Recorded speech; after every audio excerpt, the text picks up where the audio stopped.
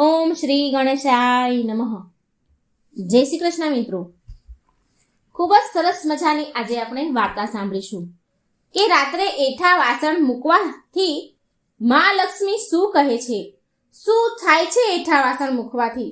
આ સમયમાં મિત્રો કોઈ માનતું નથી, પણ જે શાસ્ત્રમાં જણાવ્યું હોય એ કંઈ ખોટું પણ હોતું નથી. જે સત્ય છે એ સત્ય છે જ. આપણા માનવાથી ન માનવાથી એ બદલાઈ જતું નથી. ઘણીવાર આપણા ઘરમાં મુશ્કેલીઓ, દરિદ્રતા, દુઃખ, સમસ્યાઓનું કારણ આપણી અમુક ટેવો પણ હોય છે જે આપણને નજર આવતી નથી. તો એવો જ આ સરસ મજાનો સમજાય એવો વિડીયો છે, તો પૂરા ધ્યાનથી મનથી સાંભળજો. અને વિડીયો સારો લાગે તો લાઈક અને શેર કરજો, અને આ ચેનલને સબસ્ક્રાઈબ કરવાનું મિત્રો ભૂલશો નહીં. ઓમ નમઃ શિવાય. ઓમ નમો ભગવતે વાસુદેવાય. માં લક્ષ્મી કહે છે કે રાત્રે વાસણ એઠા મૂકવાથી માં લક્ષ્મી ક્યારેય એ ઘરમાં પ્રવેશ કરતા નથી. મિત્રો, આપણા શાસ્ત્રમાં એવું કહેવાયું છે કે જે લોકો રાતના સમયે એઠા વાસણ મૂકે છે અને તે વાસણ સવારે સાફ કરે છે, તેવા લોકોના ઘરમાં માં લક્ષ્મીનો પ્રવેશ થતો નથી. આ વિષય પર નાની એવી વાર્તા છે, એ તમે સાંભળો. પ્રાચીન સમયની વાત છે. એક નગરમાં એક પતિ પત્નીની જોડી રહેતી હતી. એક સ્ત્રી પતિ પત્ની બહુ ગરીબ હતા. તે સ્ત્રીનું આખું જીવન ગરીબી અને નિર્ધનતામાં વીત્યું. તે સ્ત્રી આખી જિંદગી એણે ફાટેલા તૂટેલા કપડાં પહેર્યા અને તેના બાળકોને પણ ફાટેલા તૂટેલા કપડાં જ પહેરાવ્યા. તેનો પતિ ખૂબ જ મહેનત કરતો, પૈસા કમાવે, પણ ક્યારેય બે પૈસા ભેગા કરી શક્યો નહીં. તેની પરિસ્થિતિ ક્યારેય બદલાઈ જ નહીં.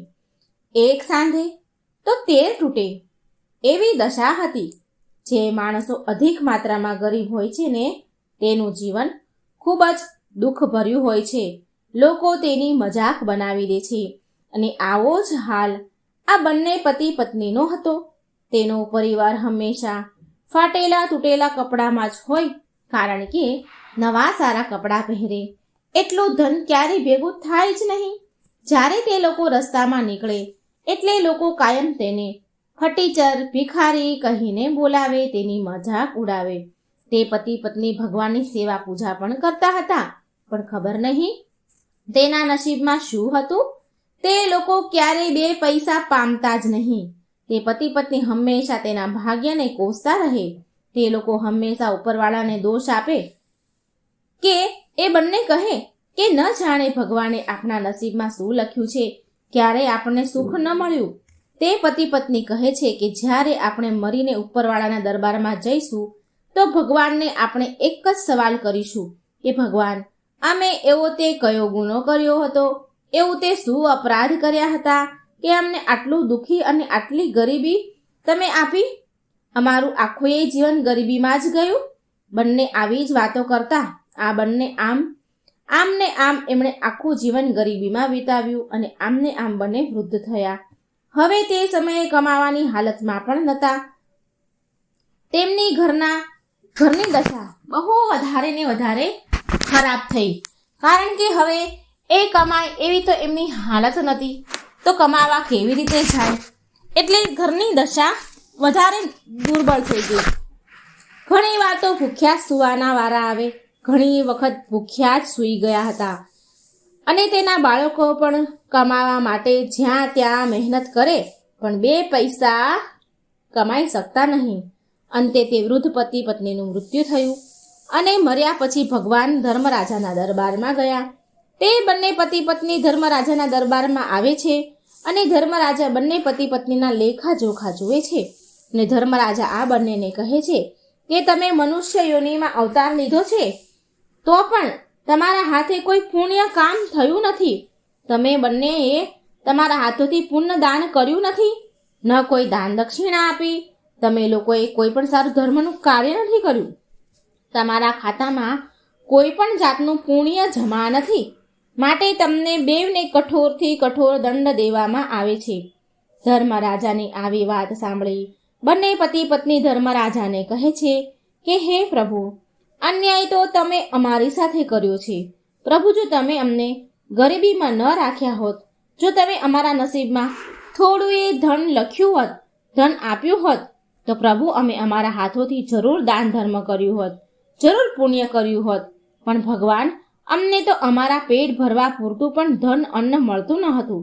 તો દાન પુણ્ય તો કેવી રીતે કરીએ? ક્યાંથી દાન કરીએ? ધર્મરાજા બંને પતિ પત્નીને કહે છે કે તમે મારી વાત સાંભળો કે મારું કામ તમારા લેખા જોખા જોવાનું છે. મારું કામ તમારું ભાગ્ય લખવાનું નથી. જો તમારે એ જાણવું હોય કે તમારા ભાગ્યમાં શું લખ્યું છે, શું લખ્યું હતું, તો તે જાણવા માટે તમારે બ્રહ્માજી પાસે જવું પડે. પરમપિતા બ્રહ્માજી તમને બતાવી શકશે કે તમારું ભાગ્ય ઉદય કેમ ન થયો, તમારું જીવન ગરીબીમાં કેમ નીકળ્યું. અને ધર્મરાજા તે બંનેને બ્રહ્મલોકમાં જવાનું કહે છે. બ્રહ્મલોકમાં તે બંને જાય છે તો બ્રહ્માજી તે પતિ પત્નીને કહે છે કે હે મનુષ્ય, તમે અહીં શું કામ આવ્યા છો? અહીં આવવાનું કારણ શું છે? તમને બંનેને અહીં આવવાની અનુમતિ કોણે આપી? ત્યારે તે બંને બ્રહ્માજીને કહે છે કે અમે ધર્મરાજાના આદેશ અનુસાર અહીં સુધી પહોંચ્યા છીએ. હે પરમપિતા બ્રહ્મદેવ, અમે એ જાણવા માંગીએ છીએ કે મનુષ્ય યોનિ મળવા છતાં પણ અમારું ભાગ્ય ઉદય કેમ ન થયું? એવું તે શું કારણ છે કે અમારું એ આખું જીવન ગરીબીમાં જ ગયું? હે પરમપિતા બ્રહ્મદેવ, અમને આ વાત જણાવો. ત્યારે પરમપિતા બ્રહ્માજી તે પતિ પત્નીનું ભાગ્ય અને તેના લેખાજોખા જુએ છે. આ લોકોના ભાગ્યમાં શું લખ્યું હતું? અને પરમપિતા બ્રહ્માજી તેમનું ખાતું ખોલે છે અને જુએ છે. અને પછી બોલ્યા, મનુષ્ય, તમે બંને જૂઠું બોલો છો. તમારા ખાતામાં, તમારા નસીબમાં તો ઘણું બધું ધન લખ્યું છે. ત્યારે બ્રહ્માજીને તે પતિ પત્ની કહે છે કે બ્રહ્માજી, તમે અમારા જીવનકાળની સ્થિતિ જોઈ શકો છો અને કેવું ગરીબીનું જીવન અમે જીવ્યા છીએ તે ધ્યાન કરીને તમે જોઈ લો. પ્રભુ બ્રહ્માજી, જો અમારા ભાગ્યમાં ધન લખ્યું હોત તો ધરતી લોકમાં અમને ધન કેમ ન મળ્યું? અમારા ભાગ્યમાં જો ધન છે જ તો અમને ધન મળ્યું કેમ નહીં? જો અમારા ભાગ્યમાં તમે ધન યોગ લખ્યો હતો તો અમે ગરીબીની જીવન કેમ જીવ્યા? અમને ગરીબી કેમ મળી? આનું શું કારણ છે? પ્રભુ, અમને જણાવો. તો બ્રહ્માજી બોલ્યા કે આનું કારણ તો હું તમને ન બતાવી શકું. આનું કારણ તો તમને મા લક્ષ્મી બતાવી શકશે. માટે તમે વિષ્ણુ લોકમાં જાઓ. વિષ્ણુ લોક ગયા પછી તમને ખબર પડશે કે તમને મનુષ્ય અવતાર મળ્યા બાદ અને ભાગ્યમાં ધન હોવા છતાં પણ તમને ધન, બરકત, સંપત્તિ કેમ ન મળી? આના પાછળનું શું કારણ છે? બ્રહ્માજીનો આદેશ મેળવી તે પતિ પત્ની વિષ્ણુ લોકમાં ગયા. વિષ્ણુ લોકમાં આવ્યા પછી મા લક્ષ્મી શ્રી નારાયણને પ્રણામ કરે છે અને મા લક્ષ્મી અને શ્રી નારાયણને બંને પતિ પત્ની પ્રણામ કરે છે અને તેમના ભાગ્ય વિશે પૂછે છે. તે બંને મા લક્ષ્મી અને નારાયણને પૂછે છે કે હે પ્રભુ, અમે મનુષ્ય અવતાર અમને મળ્યો અને મનુષ્ય અવતાર મળ્યા બાદ અને બ્રહ્માજીના કહેવા પ્રમાણે અમારા ભાગ્યમાં ઘણું ધન વૈભવ લખ્યું છે. અમને અમારા જીવનમાં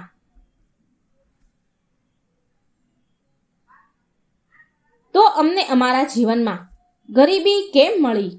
અમને ધન સંપત્તિ, સુખ, વૈભવ કેમ ન મળ્યું? અમારા ભાગ્યમાં કેટલું બધું ધન હતું.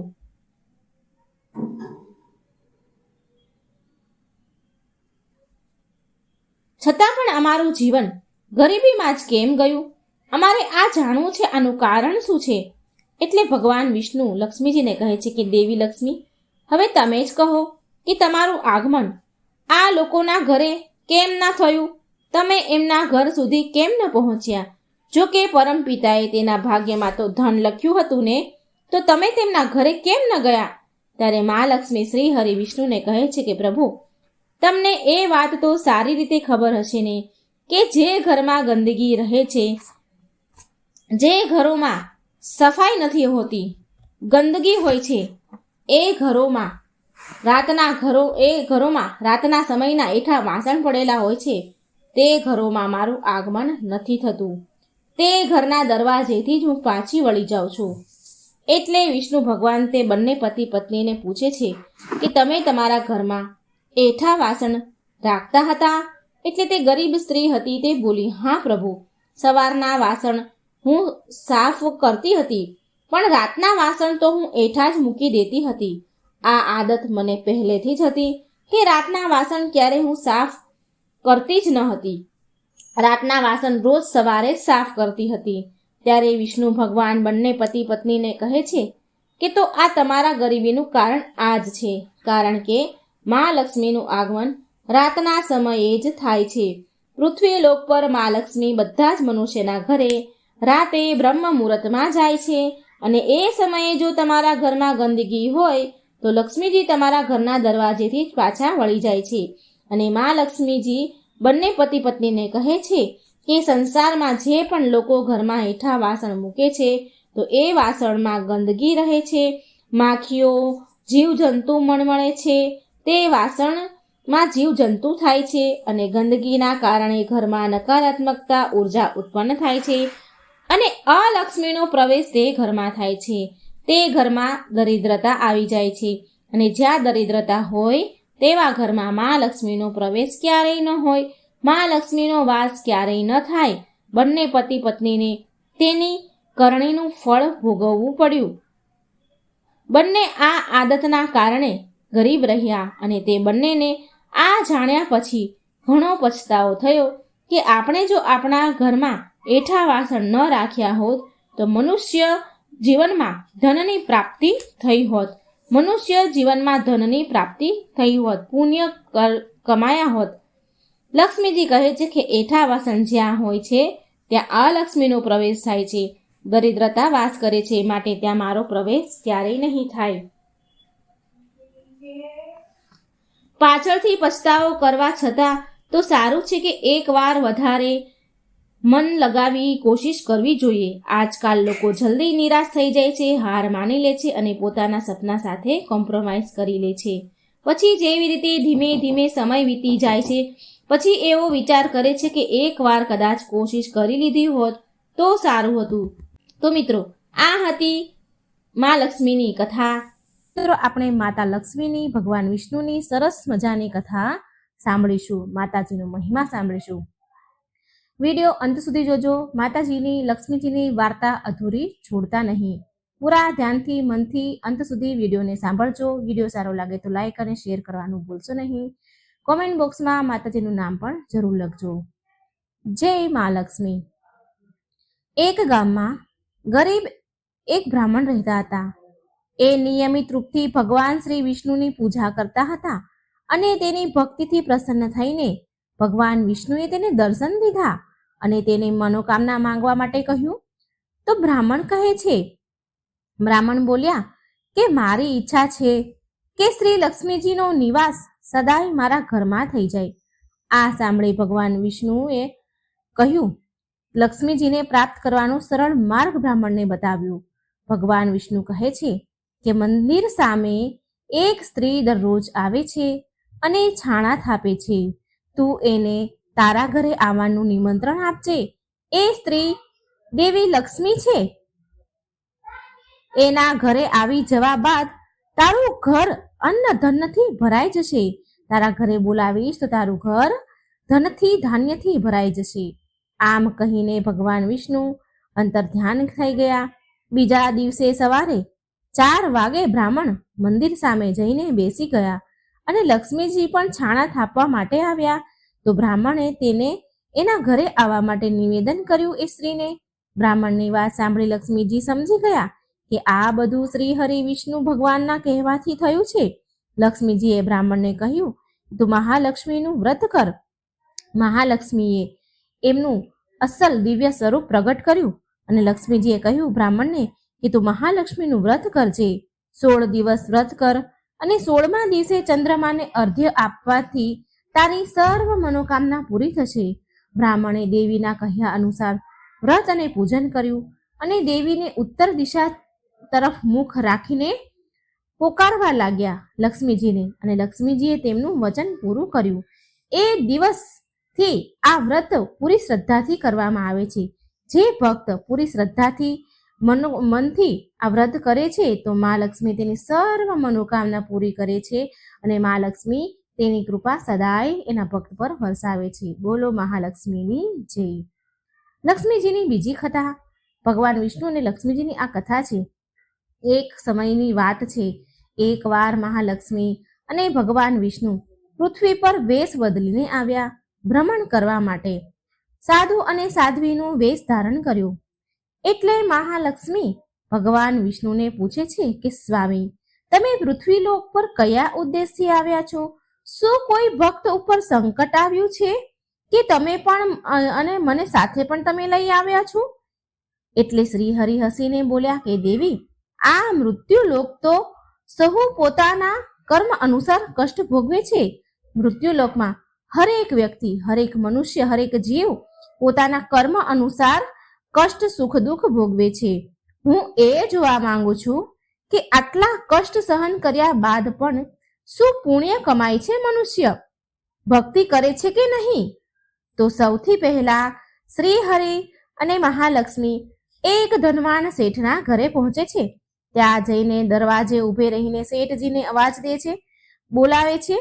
અવાજ સાંભળીને શેઠજી બહાર આવ્યા. ભગવાન બોલ્યા કે શેઠજી, તમારા ઉપર તો મા લક્ષ્મીની બહુ કૃપા છે ને, છતાંય તમે દુઃખી કેમ છો? આનું શું કારણ છે? મહાલક્ષ્મી અને ભગવાન વિષ્ણુ સાધુ રૂપમાં શેઠજીને આવું પૂછે છે.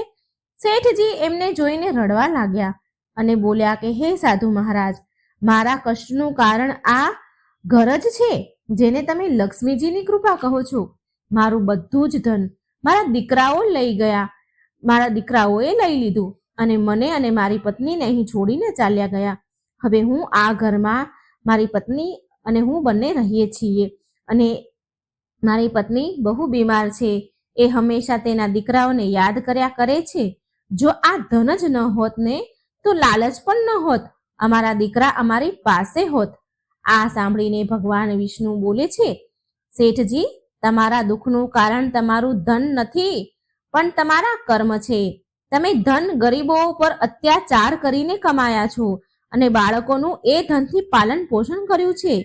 આટલું બોલીને મહાલક્ષ્મી અને ભગવાન ત્યાંથી ચાલ્યા ગયા. આગળ ચાલ્યા પછી તેમને એક ખેડૂત મળે છે જે મરેલા બળદ પાસે બેસીને રડી રહ્યો હતો. મહાલક્ષ્મીએ તેને કહ્યું કે ભાઈ, તું કેમ રડી રહ્યો છે? ખેડૂત બોલ્યો કે ધનના લાલચના કારણે આ બળદ મરી ગયો છે. વધારે ધન કમાવાની લાલચમાં હું એને દિવસમાં ખેતરોમાં કામ કરાવતો અને રાતમાં કુલ્હોમાં લગાવી દેતો હતો, પણ કાલથી મારે ભૂખ્યા જ રહેવું પડશે. જો સંસારમાં ધન ન હોત ને તો મને લાલચ પણ ન આવત અને આજે મારો બળદ જીવતો હોત, મરત નહીં. તો લક્ષ્મીજીએ કહ્યું, સ્વામી, આ શું માયા છે? હું તો એમ વિચારતી હતી કે સંસારમાં ધન વૈભવના કારણે મારી પૂજા લોકો કરે છે, પણ લોકો તો ધનથી જ હેરાન પરેશાન છે. ત્યારે ભગવાન શ્રી હરિ બોલ્યા, ના દેવી, એમ નથી. આ બધા કર્મના ફળ છે. આ બળદ એક શાહુકાર હતો ગયા જન્મમાં, જે લોકોને ઉધાર તો આપતો, ઉધાર આપીને તેનો ગુલામ બનાવી લેતો હતો અને ખૂબ કામ કરાવી લેતો હતો અને એનાથી દિવસ રાત કામ કરાવતો. એનું ઋણ ચૂકવવા માટે આ જન્મમાં એ બળદ બન્યો અને આજે એનું ઋણ ઉતરી ગયું તો એ અવસાન પામ્યું. તો લક્ષ્મીજી બોલ્યા, પરંતુ સ્વામી, આ બધા પાછળ ધન જ તો મોટું કારણ છે. આ સાંભળીને શ્રી હરિ વિષ્ણુ કહે છે, ચાલો આગળ ચાલીએ. આગળ થોડે દૂર બહાર એક ઝૂંપડી પાસે પહોંચ્યા. એ ઝૂંપડી આગળ દીવો જગતો હતો. ભગવાન શ્રી હરિને મહાલક્ષ્મી આગળ ચાલ્યા તો એક ઝૂંપડી દેખાણી અને એ ઝૂંપડીની બહાર દીવો પ્રગટતો હતો. ભગવાન વિષ્ણુ ત્યાં ઝૂંપડી પાસે ગયા અને બહાર ઊભા રહીને બૂમ પાડી કે કોઈ છે ઘરમાં? અમને ભોજન કરાવો. આ સાંભળી એક સ્ત્રી ઘરની બહાર આવી બોલી કે હે સાધુજનો, પધારો પધારો, આટલા નાના એવા ઘરમાં તમારું સ્વાગત છે. એ બંને અંદર ગયા. મહાલક્ષ્મી અને શ્રી હરિ અંદર ગયા ઝૂંપડીમાં અને મહાલક્ષ્મી બોલ્યા કે તમે ઘરની બહાર દીવો કેમ મૂક્યો છે? એ સ્ત્રીને કહે છે. ત્યારે એ સ્ત્રી બોલી કે માં, મારું નામ સુજાતા છે. મેં આ દીવો અવર જવર કરનારા લોકો માટે મૂક્યો છે, જેનાથી એ અંધારામાં રસ્તો ન ભટકી જાય. જો એમને કોઈ તકલીફ હોય તો અમે તેને મદદ પણ કરી શકીએ. આ બધું સાંભળીને ભગવાન વિષ્ણુ બોલ્યા કે અમારે તમારા ઘરે ભોજન કરવું છે. આ સાંભળી સુજાતા બોલી કે હે સાધુ મહારાજ, તમારે થોડો સમય રાહ જોવી પડશે ભોજન માટે, કારણ કે મારા પતિ હજી શેઠજીના ઘરે કામ કરી રહ્યા હશે. એ મજદૂરી કરીને જે કમાઈને લાવશે એમાંથી ખાવાનો સામાન લાવશે, ત્યારે જ હું તમને ભોજન કરાવી શકીશ.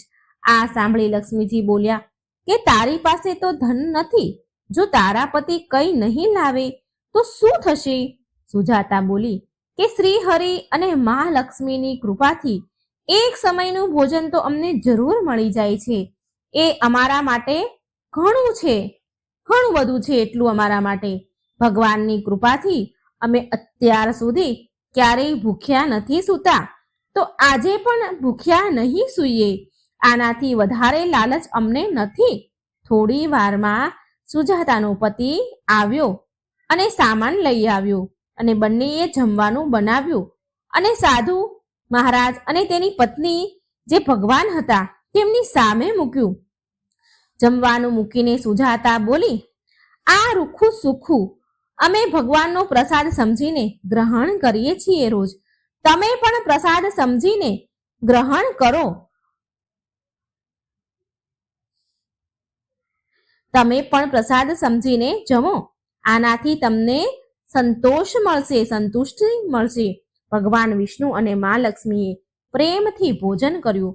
ભોજન કર્યા પછી લક્ષ્મીજી બોલ્યા કે અમે તો ભોજન કરી લીધું, પણ તમારા માટે કંઈ જ નથી વધ્યું. સુજાતા બોલી, નહીં નહીં, હજી એક ચોખાનો દાણો બચ્યો છે, એ અમારા માટે ઘણો છે. ભગવાનનો પ્રસાદ ચાખવા પણ મળી જાય ને તો એ પરમ સૌભાગ્યની વાત છે. બંને પતિ પત્નીનું સમર્પણ પ્રેમ જોઈને ભગવાન વિષ્ણુ અને મા લક્ષ્મી એના અસલ સ્વરૂપમાં પ્રગટ થયા. શ્રી હરિ બોલ્યા કે સૌથી મોટું ફળ સંતોષનું છે. ધન બધા માટે જરૂરી છે, પરંતુ લાલચમાં ફસાયેલો માણસ એ ધનનું પણ સુખ નથી ભોગવી શકતો.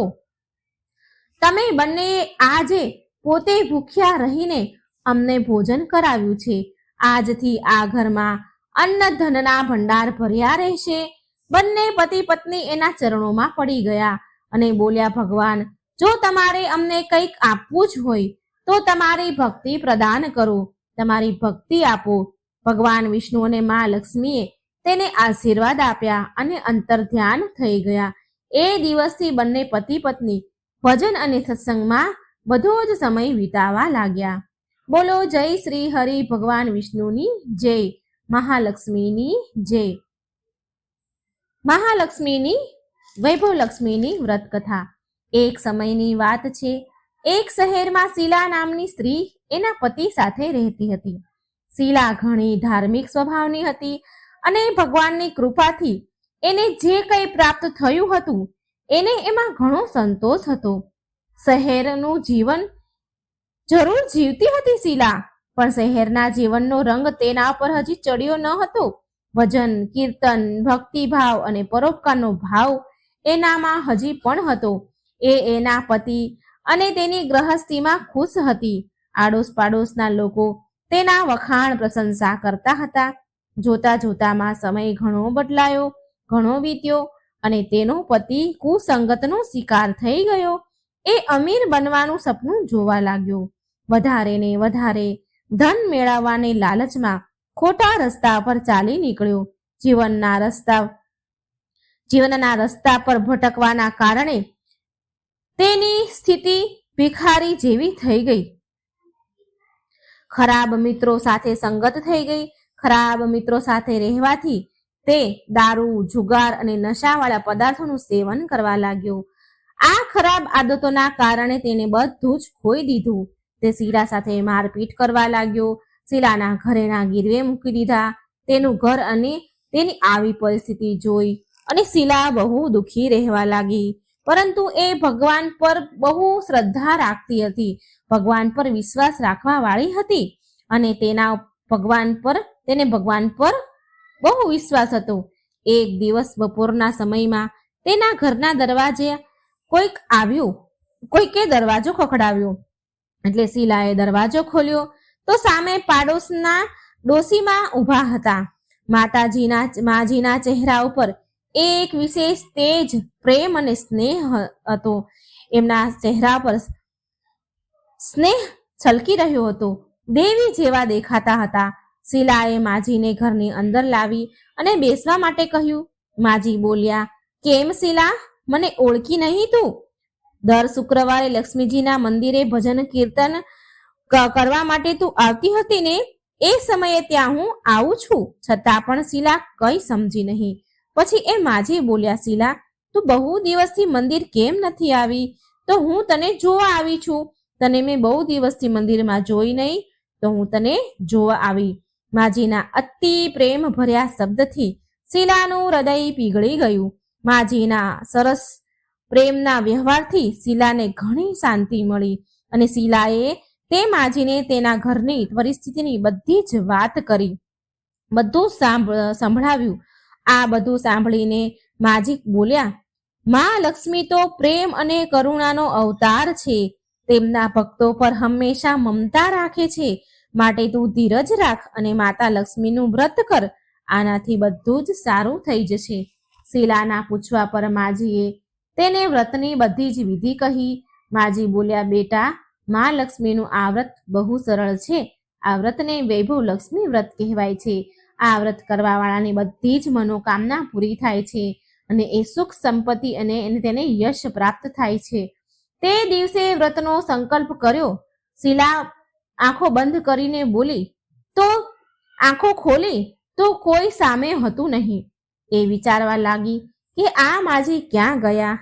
એ માજી બીજા કોઈ નહીં પણ સાક્ષાત માતા લક્ષ્મી હતા. બીજા દિવસે શુક્રવાર હતો તો સવારે વહેલા ઉઠી સ્નાન કરીને સ્વચ્છ વસ્ત્ર પહેરીને શીલાએ માજીના કહ્યા પ્રમાણે પૂરા મનથી વૈભવ લક્ષ્મીનું વ્રત કર્યું. અંતે પ્રસાદનો ભોગ લગાવ્યો. આ પ્રસાદ શીલાએ સૌથી પહેલા એણે એના પતિને આપ્યો, તેના પતિને ખવડાવ્યો. પ્રસાદ ખાતાની સાથે તેના પતિના સ્વભાવમાં ઘણો બધો ફરક પડી ગયો. તેણે શીલાને મારકૂટ કરવાનું બંધ કર્યું અને હેરાન પણ ન કરી. તેના મનમાં વૈભવ લક્ષ્મી વ્રત માટે શ્રદ્ધા વધી ગઈ. શીલાએ પૂરી શ્રદ્ધા અને ભક્તિથી 21 શુક્રવારનું વ્રત પૂર્ણ કર્યું. 21મા શુક્રવારે કહ્યા પ્રમાણે ઉદ્યાપન વિધિ કરીને 7 સ્ત્રીઓને વૈભવ લક્ષ્મી વ્રતની 7 પુસ્તકો ઉપહારમાં આપ્યા. પછી માતા લક્ષ્મીના ધન લક્ષ્મીના સ્વરૂપની છબીને વંદન કરીને માને મનમાં તે પ્રાર્થના કરવા લાગી. ધન લક્ષ્મી સ્વરૂપની છબીને વંદન કરી અને પ્રાર્થના કરવા લાગી કે હે મા ધનલક્ષ્મી, મેં તમારું વૈભવ લક્ષ્મીનું વ્રત કરવાની માનતા કરી હતી. એ વ્રત આજે મેં પૂર્ણ કર્યું છે. મારી બધી જ વિપત્તિ સંકટ દૂર કરો માં. અમારું બધાનું કલ્યાણ કરજો. જેને સંતાન ન હોય તેને સંતાન આપો. સૌભાગ્યવતી સ્ત્રીને અખંડ સૌભાગ્ય આપો. કુંવારી દીકરીને મન ગમતો ભરથાર આપો. તમારું આ ચમત્કારી વૈભવ લક્ષ્મી વ્રત જે પણ સ્ત્રી કરે તેની બધી જ વિપત્તિ દૂર કરો. બધાને સુખ સંપત્તિ આપો. આવું બોલીને લક્ષ્મીજીના ધન લક્ષ્મી સ્વરૂપની છબીને શીલાએ પ્રણામ કર્યા. વ્રતના પ્રભાવથી શીલાનો પતિ સારો બની ગયો. સારો કુસંગત એને છોડી દીધી. બધો નશો કરવાનો છોડી દીધો અને મહેનત કરી, તનતોડ મહેનત કરીને ધન કમાવા લાગ્યો અને શીલાના ગીરવે મૂકેલા ઘરેણા પણ એણે છોડાવી દીધા. ઘરમાં ધનનો વરસાદ વરસ્યો. ઘરમાં પહેલાની જેવી સુખ શાંતિ છવાઈ ગઈ. તો આવો છે લક્ષ્મીજીના વૈભવ લક્ષ્મીજીના વ્રતનો પ્રભાવ. બોલો મહાલક્ષ્મીની જય. જય શ્રી હરિ વિષ્ણુ. હવે આપણે મા લક્ષ્મીના મહેલની કથા સાંભળીશું. એકવાર મા લક્ષ્મીએ માતા પાર્વતીને તેનો સુંદર અને ભવ્ય મહેલ જોવા માટે બોલાવ્યા. હવે આ તો મા લક્ષ્મીનો મહેલ, માટે તે મહેલમાં કોઈ પણ પ્રકારની કમી થોડી હોય. તે મહેલની ઝગમગાહટ, ચમક દૂર દૂર સુધી દેખાઈ રહી હતી. મોટા મોટા ઝરૂખા, અનેક પ્રકારના ફૂલ, સુંદર બગીચામાં જાત જાતના ફૂલો. માતા પાર્વતીએ સુંદર મહેલ જોયો. મહેલની સુંદરતા જોઈને મા તો હેરાન રહી ગયા. માતા પાર્વતીને માતા લક્ષ્મીથી થોડી ઈર્ષ્યા થઈ એટલે માં પાર્વતી બોલ્યા, હું પણ મહાદેવને કહીશ અને એક આવો જ સુંદર મહેલનું નિર્માણ કરાવીશ. માતા લક્ષ્મીએ પાર્વતીજીને મજાક ઉડાડતા કહ્યું કે મહાદેવ તો ગળામાં સાપ લપેટીને ફરે છે, શરીર પર રાખ ચોપડીને ભભૂત ચોપડીને રહે છે અને ભાંગ પીધા કરે છે, બરફના ડુંગરા પર ફર્યા કરે છે. એ ક્યાં બનાવી શકે આવો મહેલ? મા લક્ષ્મીની આવી વાત સાંભળી મા પાર્વતીને બહુ ખોટું લાગ્યું અને પછી એ ત્યાંથી ચાલ્યા ગયા અને તે મહાદેવ પાસે આવીને જીદ કરવા લાગ્યા કે મને પણ એક મહેલ જોઈએ. હું હમણાં જ મા લક્ષ્મીનો મહેલ જોઈને આવી છું, મને એનાથી પણ સુંદર મહેલ જોઈએ. મા પાર્વતીજી મહાદેવ પાસે હઠ કરવા લાગ્યા અને પાર્વતીજી કહે છે, તમે તો દેવોના દેવ મહાદેવ છો અને બધા દેવતા તો સુંદર સુંદર મહેલોમાં રહે છે, પણ તમે બરફના ડુંગરામાં રહો છો. આવી રીતે રહેવાથી તમારી માન પ્રતિષ્ઠામાં કમી આવી જશે, ઘટી જશે. આવી રીતે રહેવું તમને શોભા નથી દેતું મહાદેવ. પ્રભુ તમને આવી રીતે શોભા નથી દેતું. માતા પાર્વતીએ તો જીદ પકડી લીધી અને કહે છે કે મારે એવો મહેલ જોઈએ છીએ, એવા મહેલમાં રહેવું છે જે ત્રણેય લોકમાં ક્યાંય ન હોય. મહાદેવ બધું જ જાણતા હતા, પણ તે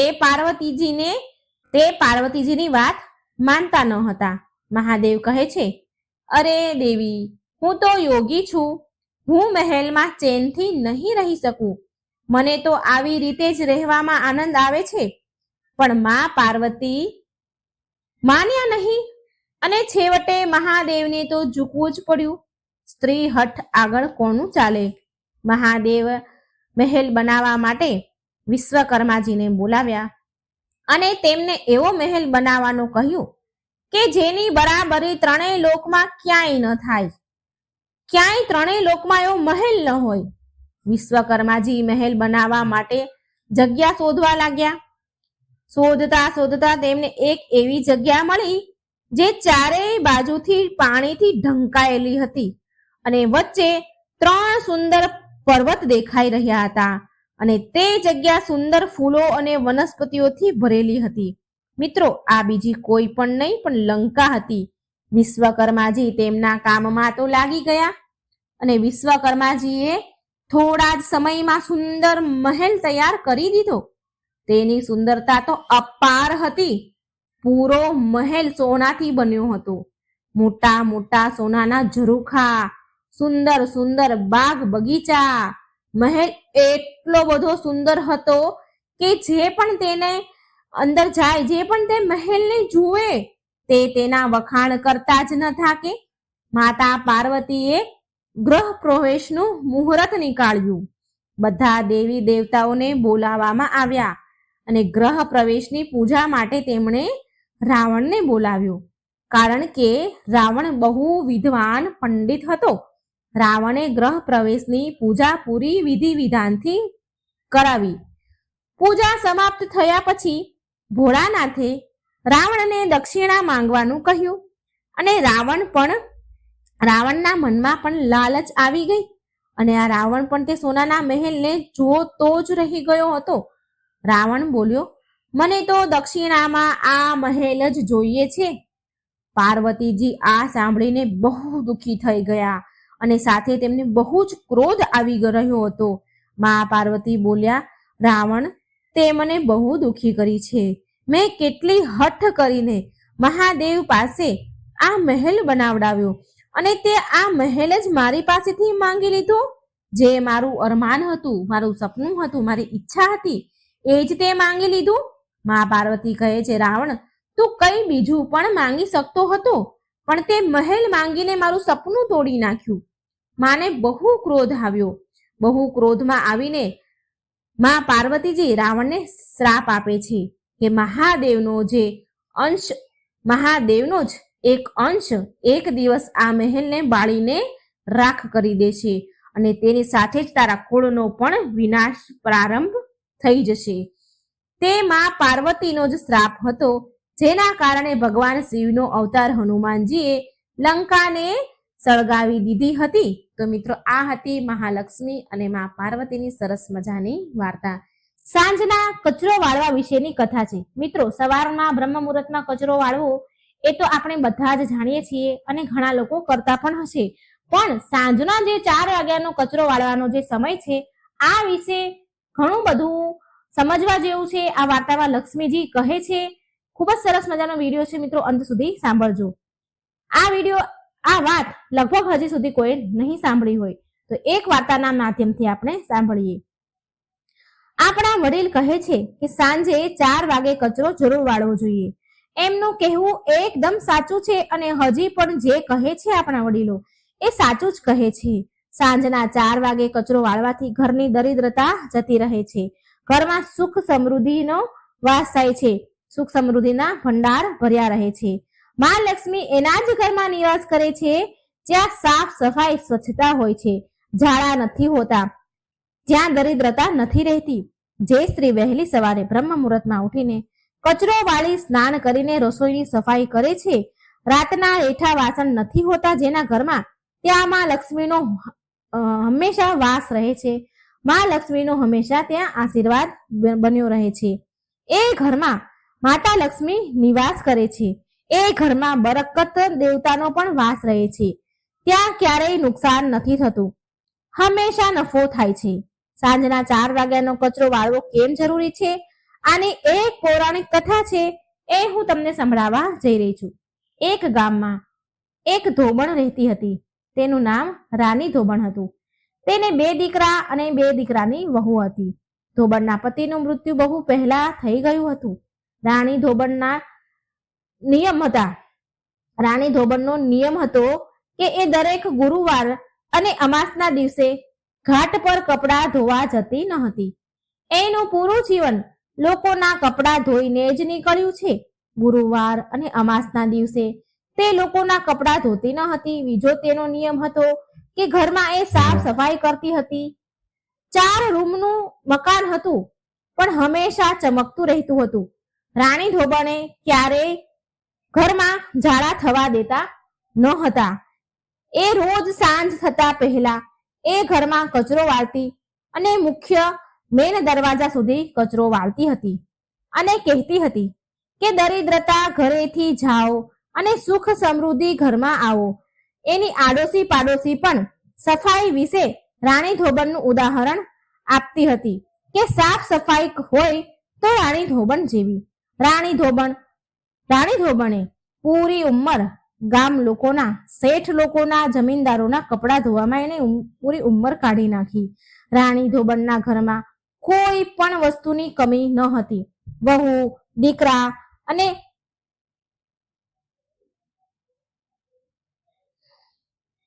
હવે વહુ અને દીકરા પણ કપડા ધોવાનું કામ કરવા લાગ્યા, કારણ કે હવે રાણી ધોબણની ઉંમર થઈ ગઈ હતી.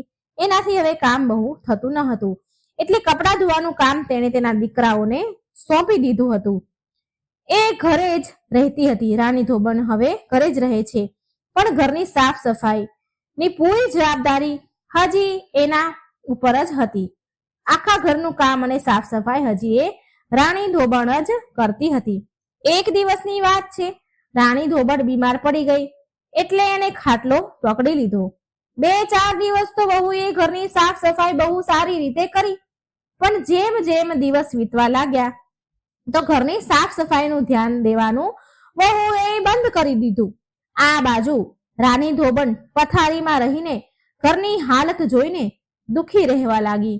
એક દિવસ એના દીકરાને કહ્યું કે બેટા, વહુઓને કહો ને કે ઘરની સાફ સફાઈ ચોખ્ખાઈ પર ધ્યાન આપે, રોજ સવારે અને સાંજે કચરો વાળે, નહીં તો આપણા ઘરમાંથી દરિદ્રતા, લક્ષ્મીજી ચાલે જશે ને દરિદ્રતા આવશે, ઘરમાં દરિદ્રતાનો વાસ થઈ જશે. દીકરાઓ પણ બંને દીકરાઓએ એક કાને સાંભળ્યું અને બીજા કાનેથી કાઢી નાખ્યું.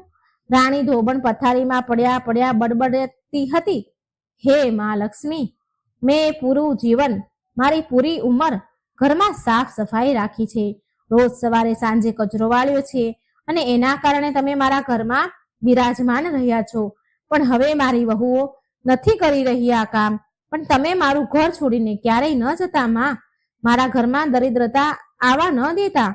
એક દિવસ માં લક્ષ્મીએ વિચાર્યું કે ધોબણની વહુને તો રસ્તા ઉપર લાવી જ પડશે, એને ભાન ઠેકાણે લાવવું જ પડશે.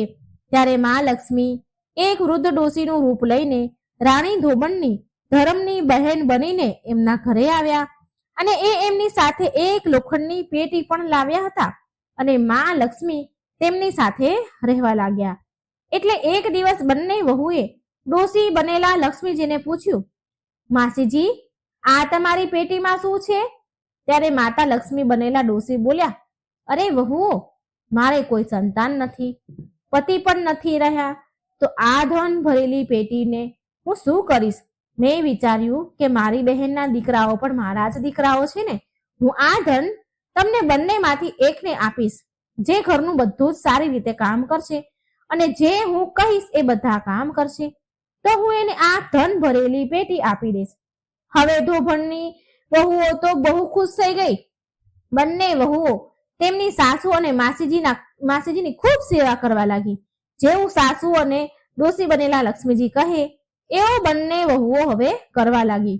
વહુઓ પ્રેમથી રહેવા લાગી. તેમની વચ્ચે જે લડાઈ ઝઘડા થતા હતા એ પણ બંધ થઈ ગયા. રોજ સવારે બ્રહ્મ મુહૂર્તમાં ઉઠે અને પૂરા ઘરમાં કચરો વાળે અને પછી સ્નાન વગેરે કરી ચૂલો રસોડું બધું સાફ કરી અને ઘાટ પર કપડાં ધોવા જાય. સાંજે 4 વાગે કચરો વાળે. આવી રીતે પૂરો દિવસ કામ કરતી. ક્યારે આમ 1 મહિનો વીતી ગયો, કઈ ખબર જ ન પડી.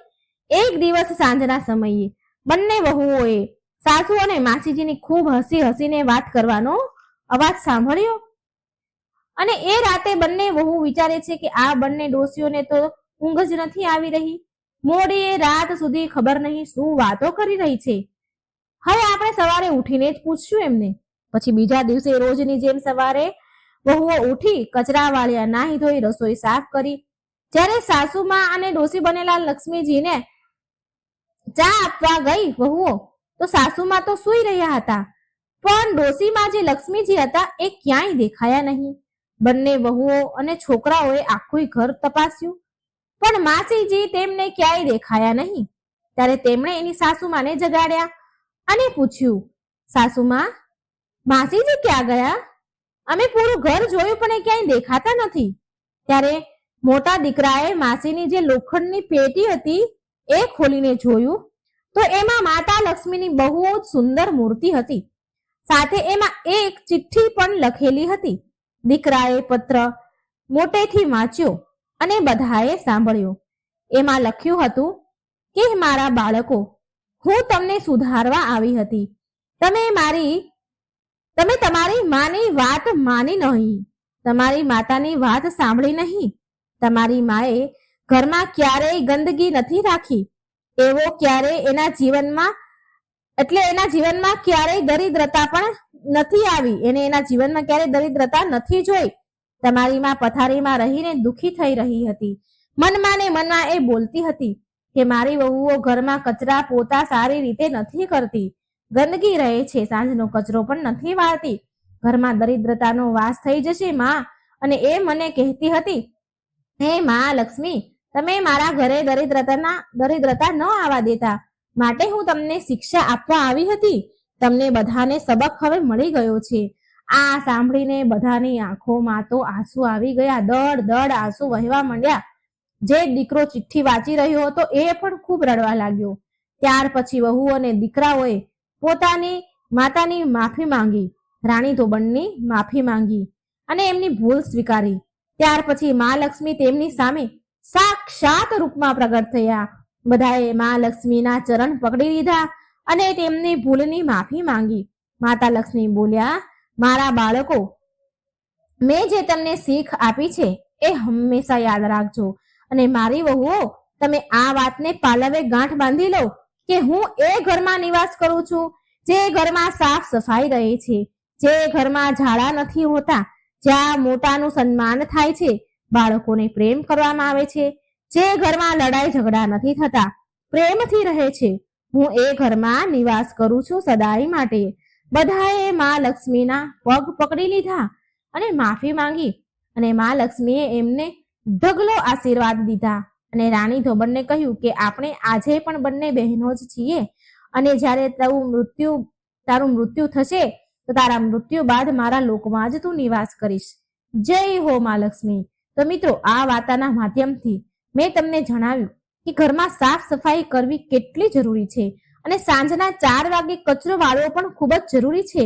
જ્યારે તમે સાંજે 4 વાગે કચરો વાળો છો ત્યારે વાળતા વાળતા બોલતા જવું. આ જરૂર બોલો કે દરિદ્રતા દરિદ્રતા મારા ઘરેથી જાઓ અને સુખ સમૃદ્ધિ માતા લક્ષ્મી મારા ઘરે આવો. મિત્રો, આ બોલવાનું ભૂલશો નહીં મારી વાલી બહેનો. મિત્રો, આ ગૃહ મંત્ર છે કે દરિદ્રતા જાઓ, સુખ સમૃદ્ધિ માતા લક્ષ્મી મારા ઘરમાં આવો. આ ગૃહ મંત્રને ભૂલશો નહીં અને સવાર સાંજ કચરો વાળવા ટાઈમે જરૂર બોલજો. તો મિત્રો, તમને આ વાર્તા જરૂર ગમી હશે, સમજવા મળ્યું હશે. તો આ વિડીયોને લાઈક કરજો, શેર કરજો અને આ ચેનલને સબસ્ક્રાઇબ કરવાનું મિત્રો ભૂલશો નહીં.